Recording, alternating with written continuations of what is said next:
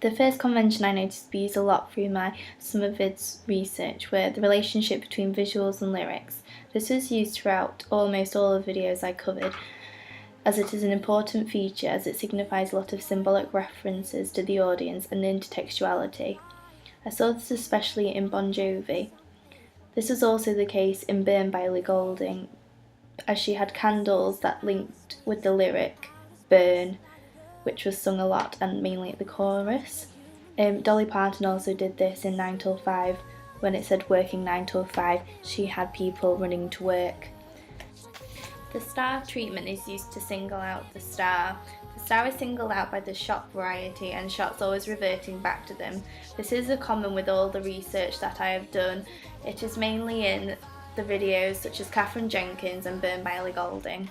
Pace and variation was a common convention. The pace is slow and then speeds up to the chorus. The shots also change and editing gets faster when this happens. This is a common convention throughout the editing and shots reflected the pace and rhythm of the song. Another common convention was looking mode of address, the direct connection with the audience. This was common throughout, as nearly all did, which were performance videos apart from the song Titanium. So this worked really well. By direct connection into the camera, it helps build a relationship with the audience and makes them feel a lot more involved. The next song I looked at was Groove in the Heart by D-Light, which was really good effects and special effects, which I thought was really good, which I could use on my own. The other videos that I looked at possibly could use layering a lot and special effects such as transitions, but in the D-Light one there was a lot more music video type transitions which I could use. The next convention I'm going to look at is location and mise-en-scene. This often reflected the genre which it was, such as I looked at London Grammar, which is an indie band, and they use costumes and mise-en-scene where it was quite urban and rural. The camera was also shaky, which gives it a sense of realism.